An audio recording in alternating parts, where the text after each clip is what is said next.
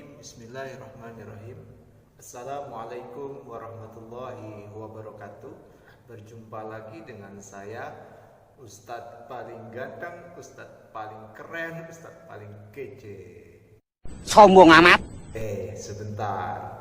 Itu kalau Ustadz hidup sendiri pasti paling kece, paling keren, paling ganteng, karena nggak ada saingan. Tapi kalau hidup seperti ini, banyak orang ya bandingkan saja, paling ya tetap paling ganteng. Jadi bercanda, masih gak terima. Oke lah, Ustadz itu adalah Ustadz yang paling, tahu sendiri, paling ganteng gitu. Baik, anak-anakku, tidak terasa ini sudah perjumpaan yang kesekian kalinya. Perjumpaan 1, 2, 3, 4. Wes banyak ya. Mudah-mudahan kalian tetap tidak bosan bertemu dengan saya. Kali ini kita ketemu lagi dengan pembelajaran bahasa Indonesia. Apa yang mau kita bahas? Seperti ini pembahasannya. Tapi sebelum kita lanjut, saya ingin menyapa dulu. Apa kabar hari ini? Sehat semuanya? Insya Allah dalam keadaan sehat walafiat. Semoga saya doakan kita dan seluruh keluarga kita semua selalu dilindungi oleh Allah Subhanahu wa Ta'ala. Dan juga kepada teman-teman, adik-adik atau siapapun yang sempat untuk mampir ke video ini, selamat datang. Kita akan belajar pada kesempatan ini tentang pelajaran bahasa Indonesia. Semoga kalian betah, karena kalau nggak betah, ya gimana, sudah susah-susah saya buat video. Nah, ini dia materi kita, yaitu tentang teks laporan hasil observasi. Kita sudah masuk pada bab 4 di buku pelajaran bahasa Indonesia. Pada kali ini berikut tujuan pembelajaran kita. Tujuan pembelajaran kita kali ini adalah 1, yaitu mengetahui ciri umum dari teks observasi. Kita akan pelajari bagaimana sih, apa sih itu teks laporan hasil observasi. Tentu kalian sudah sering menjumpai, melihat, menonton, bahkan melihat dengan nyata sendiri. Nyata kalian lihat. Tapi sebenarnya apa yang kita lakukan itu bisa bermanfaat untuk orang lain, yaitu dikemas dengan teks laporan hasil observasi. Nah, untuk bisa menulisnya, mari kita cek dulu apa ciri-ciri dari teks observasi itu. Ciri umumnya bagaimana? Kenapa itu dikatakan sebagai laporan hasil observasi? Tujuan yang kedua adalah mengetahui ciri-ciri bahasanya. Ya, kalau kita sudah berniat untuk menulis teks laporan hasil observasi dari apa yang kita lakukan, dari apa yang kita lihat, maka bahasa, ciri kebahasaannya harus kita penuhi agar apa yang kita tulis itu sesuai dengan kaidah kebahasaan, khususnya di teks laporan hasil observasi. 2 tujuan itu dulu ya. Jadi manfaatnya apa ketika kita mempelajari ini? Kita akan menjadi orang yang bermanfaat. Tentu kata Nabi itu khairun nas anfa'uhum linnas. Sebaik-baik manusia adalah orang yang bermanfaat bagi sesama. Maka jadilah kita bermanfaat. Dengan apa? Berbagi informasi. Dengan apa? Salah satunya dengan teks laporan hasil observasi. Selanjutnya adalah saya ingin kalian ambil catatan, ballpoint sama bukunya. Segera, ayo, saya beri waktu 5 detik dari sekarang. 1, lupa, apa yang diambil? Buku dan ballpoint. Harus siap ya. Saya hitung dari 5 detik dari sekarang ya.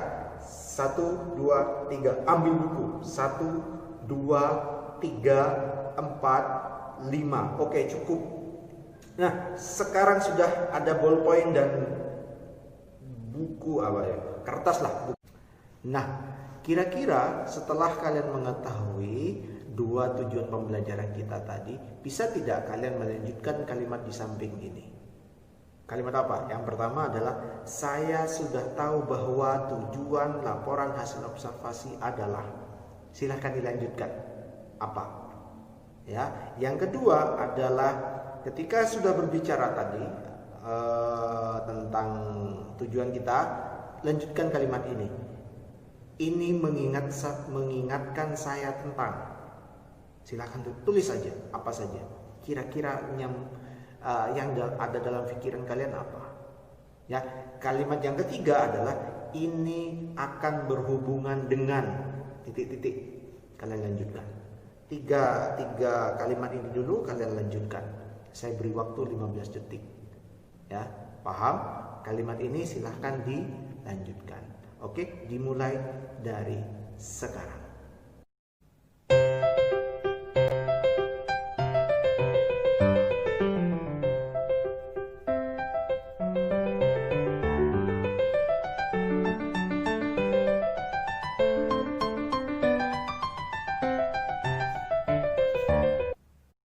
Oke, sudah ya. Kalau sudah, berarti kita waktunya nonton. Nonton apa? Contoh laporan hasil observasi berupa video. Ada dua ya. Satu, dua. Ini dua ya. Dua teks laporan hasil observasi. Hasil karya dari siswa Indonesia. Mari kita saksikan dulu dua video ini. Tidak lama, tidak singkat, dan juga insya Allah pas waktunya. Jangan kemana-mana dulu. Kita saksikan dulu sebelum kita memerinci apa ciri-ciri umumnya dan bagaimana ciri-ciri kebahasaannya. Check it out.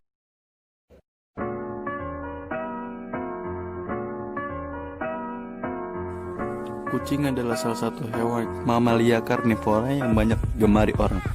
Kucing merupakan hewan peliharaan terpopuler di dunia karena kucing adalah hewan yang jinak dan senang diajak main. Sehingga tak salah orang dewasa bahkan anak-anak menyukai hewan berbulu ini dan memilih hewan berbulu ini untuk menjadi temannya.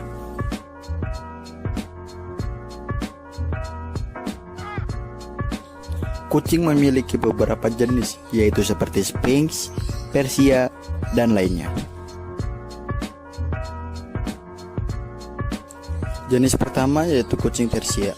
Kucing Persia memiliki rambut yang panjang, indah, dan halus. Kucing ini memiliki karakter wajah yang bulat dan moncong pendek, juga hidung kecil dan pesek. Bahkan matanya pun bervariasi warna, seperti biru, kuning, hijau, bahkan berbeda warna. Kucing ini jika dilihat dari samping akan terlihat datar. Itu karena dahi, hidung, dan dagunya terlihat rata. Telinganya pun kecil dengan lancip bagian atas, sehingga tidak terlihat karena ditutupi oleh rambutnya yang panjang. Bentuk tubuh pun yang terlihat pendek itu dikarenakan kakinya yang pendek dan tubuhnya yang gemuk karena rambutnya yang tebal. Namun jangan salah, kucing ini adalah kucing yang memiliki harga tinggi, diperkirakan 10 juta rupiah sampai 20 juta rupiah.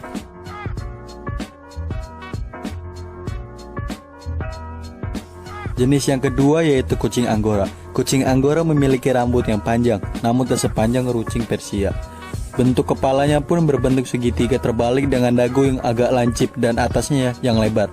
Bagian telinganya pun lebar dan besar di bagian bawah dan lancip di bagian atas. Telinga kucing ini lebih terlihat jelas dibandingkan kucing Persia, namun matanya tidak bervariasi seperti kucing Persia. Ukuran tubuh kucing ini lebih langsing dan lebih tinggi dibandingkan kucing Persia.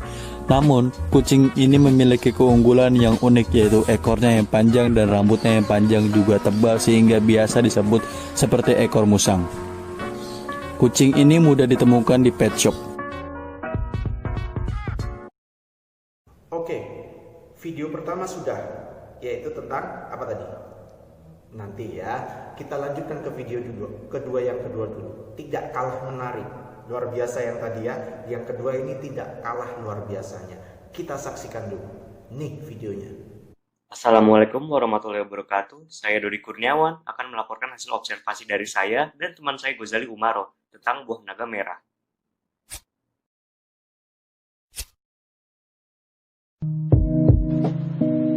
Buah naga adalah buah dari beberapa jenis kaktus dari marga Hylocereus dan Selenicereus.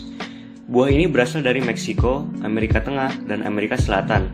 Namun, sekarang buah ini telah dibudidayakan di berbagai negara di Asia seperti Taiwan, Vietnam, Filipina, dan juga di Indonesia. Karena dapat tumbuh di berbagai benua, buah naga memiliki banyak jenis seperti buah naga merah, putih, kuning, dan bahkan hitam.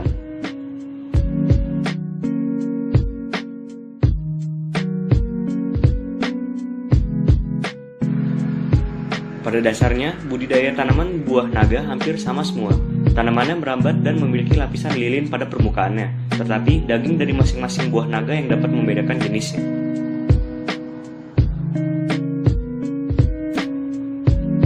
Dan pada kesempatan kali ini, kita akan memperdalam buah naga merah.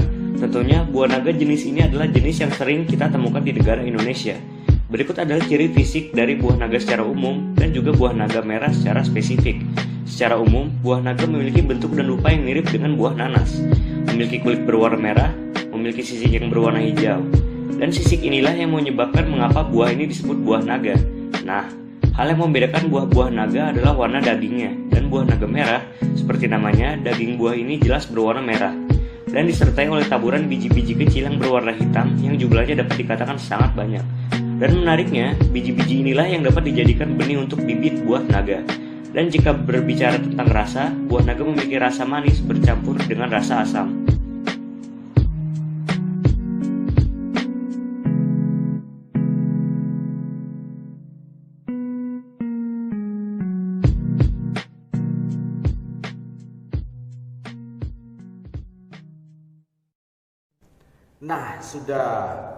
Nah, karena sudah menonton tadi, saya ingin sama seperti sebelumnya, saya ingin kalian melanjutkan kalimat lagi. Ya, kalimat tentang apa itu si samping ini. Dari video tadi, silahkan lanjutkan kalimat tadi. Saya bisa membayangkan. Silahkan lanjutkan sesuai dengan perasaan kalian. Kalimat ini dilanjutkan. Saya bisa membayangkan. Oke, jelas. Kalimat yang kedua adalah lanjutkan, ya. Jika ini sebuah film, maka bisa lanjutkan ya, bisa. Satu, ya saya jelaskan lagi. Jika ini sebuah film, maka lanjutkan seperti tadi. Saya beri waktu 15 detik lagi. Ya, jangan lama-lama. Oke, cukup siap? Siap. Oke, 1, 2, 3. Mulai dari sekarang.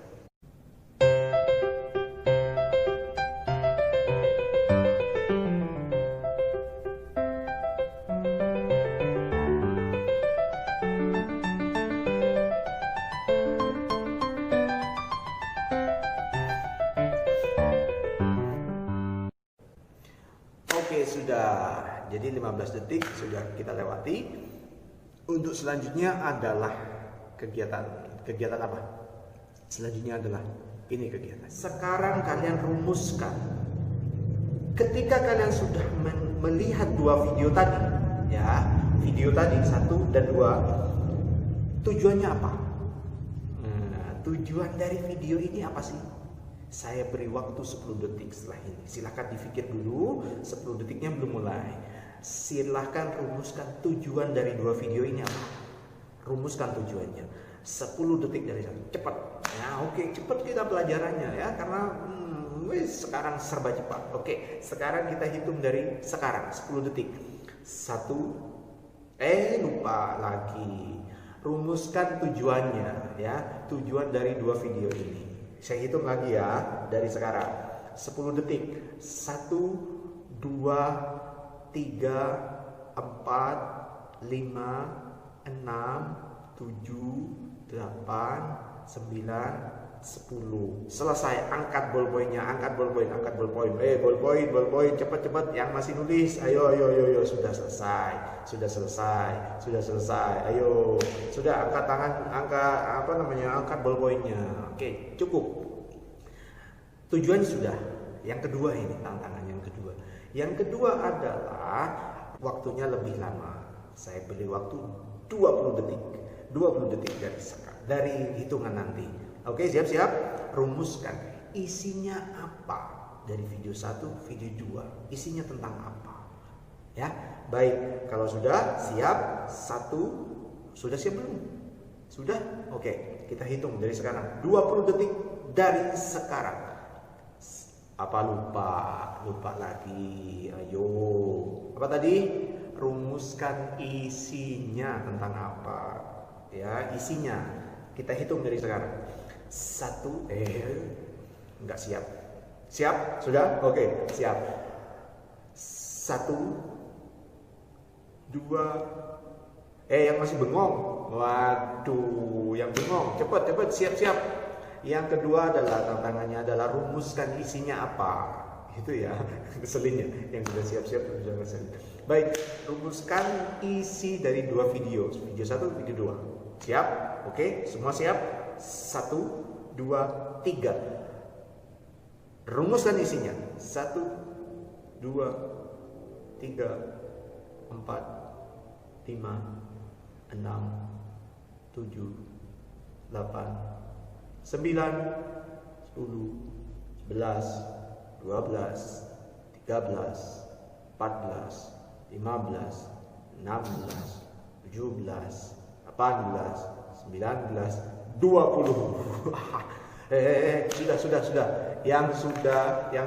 Oke, sudah. Ayo yang masih nulis, sudah cukup dulu. Isinya tentang apa? Sekarang sudah ada di catatan kalian. Oke, itu tadi merumuskan dua hal, yaitu tentang tujuan dan isi dari 2 video ini ya. Nanti silakan simpan dulu catatannya. Untuk selanjutnya adalah begini, kita bandingkan hasil yang kalian rumuskan tadi dengan teori yang ada di buku. Buku apa? Ya buku bahasa Indonesia. Buku ini tuh, buku ini. Masa nggak tahu? Buku ini. Tahu buku ini? Pernah baca? Yang belum baca silakan baca. Dari mana aku dapatnya? Download saja, karena di sekolah belum. Tapi beberapa sudah ambil. Oke.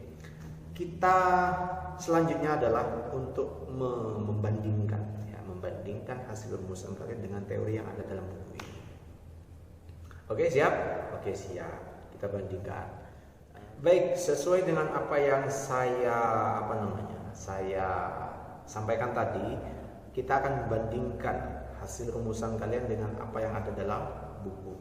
Kalau sesuai dengan yang di buku, mengapa hal tadi itu dikatakan sebagai teks hasil laporan mohon maaf, teks laporan hasil observasi. Ada teks, ada laporan hasil observasi. Itu ya kenapa dikatakan seperti itu? Kalau di sini dikatakan isi yang dibahas adalah ilmu tentang suatu objek atau konsep. Ya, kalau yang tadi kan objek, sesuatu, benda, ya, benda apa saja? Yang video pertama benda tentang, yang kedua adalah tentang, itu, ya. Jadi isinya membahas tentang ilmu tentang objek atau konsep. Itu yang pertama. Yang kedua, objek yang dibahas bersifat umum sehingga menjelaskan ciri umum. Semua yang termasuk kategori atau kelompok itu judulnya bersifat umum. Misal seperti tadi, kalau di sini contohnya adalah pantai.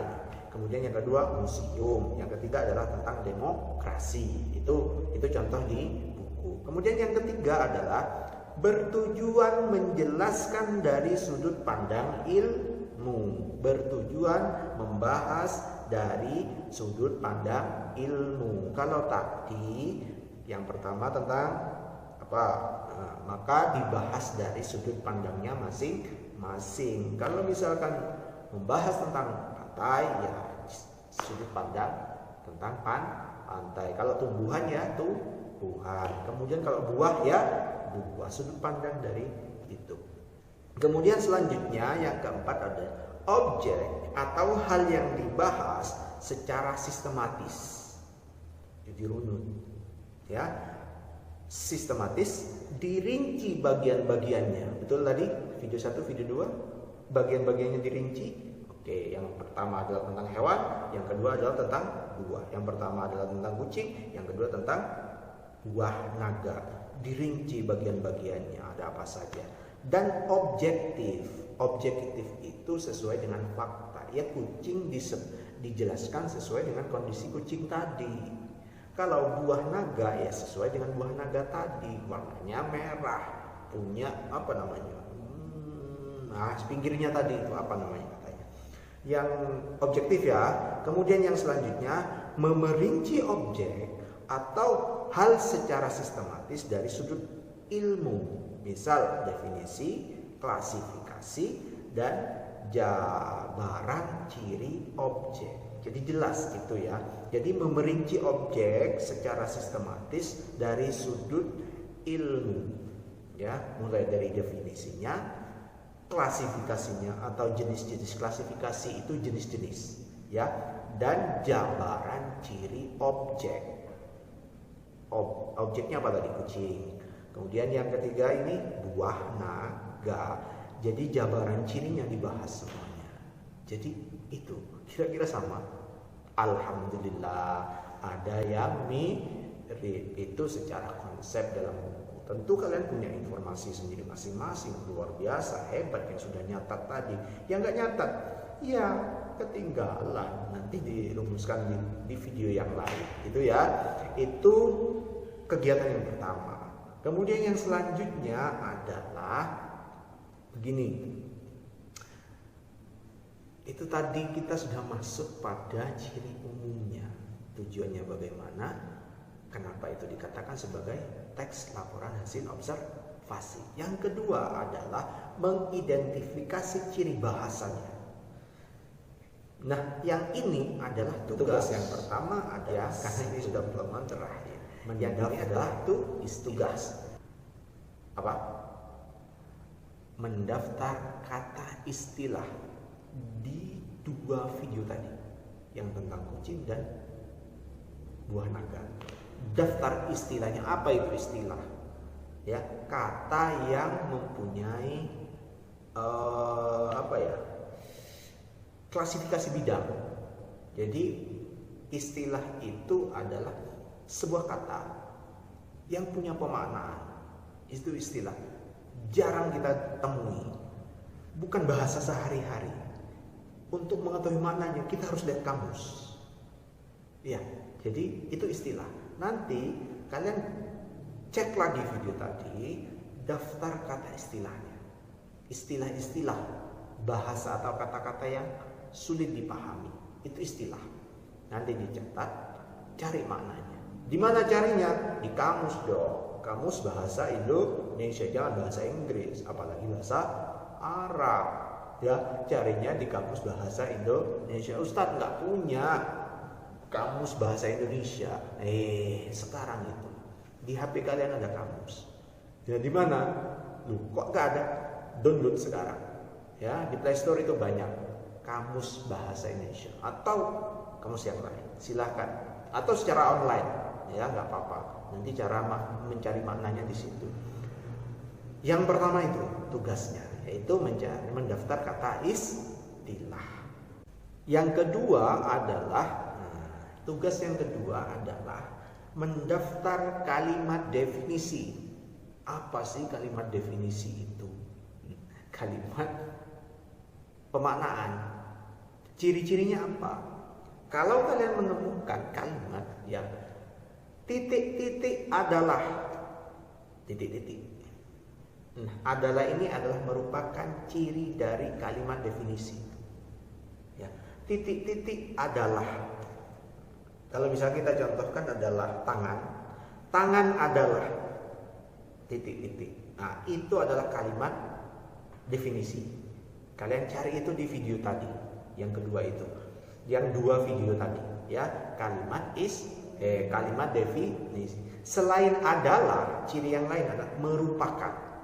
Bisa menggunakan kata adalah, merupakan, ialah, terus apalagi? Merupakan tadi sudah. Nah, bisa tiga dengan tiga ciri ini dulu. Yang lain bisa kalian cari, ya. Dengan itu, kemudian Yang ketiga, ada 3 tugasnya berarti. Mendaftar kalimat klasifikasi. Apa itu kalimat klasifikasi? Kalimat yang menjelaskan macam-macam. Kucing ada macamnya ini. Apa namanya? Buah naga macamnya ada ini. Tangan ada macamnya ini. Itu kalimat klasifikasi. Nanti dicatat di semuanya dicatat dalam buku atau diketik, kirim ya ke link tugas yang sudah di-share oleh wali kelas. Itu saja kegiatan kita hari ini. Ada pertanyaan? Kalau ada pertanyaan silahkan di kolom komentar. Ya, silakan kalau ada pertanyaan di kolom komentar. Silakan komentar di channel ini. Tidak apa-apa. Nanti saya jawab. Mudah-mudahan bisa cepat jawabnya. Kalau ada pertanyaan, kalau tidak ada, silahkan tetap memberi respon. Gimana kalian menerima materi ini? Kalau ada yang tidak dipahami, terlalu cepat, terlalu lambat, bagaimana? Silahkan komen. Kritik dan saran terbuka di kolom komentar. Tidak akan saya ancam nilainya. Oke, siap. Itu saja pertemuan kita hari ini. Mudah-mudahan bermanfaat. Tetap semangat, tetap sehat, tetap jaga aktivitas positif. Jangan yang aneh-aneh. Tetap bermanfaat seperti ayat tadi. Ayat hadis Nabi tadi. Khairun nas anfa'hum linnas. Anfa'hum linnas. Jadi sebaik-baik manusia adalah yang bermanfaat bagi sesama dan lingkungan. Jadilah bermanfaat, generasi bermanfaat, generasi berkemajuan. Itu adalah generasi yang memberikan manfaat pada orang lain atau lingkungan, bukan yang memberi mudarat. Itu terima kasih. Assalamualaikum warahmatullahi wabarakatuh. Sampai jumpa.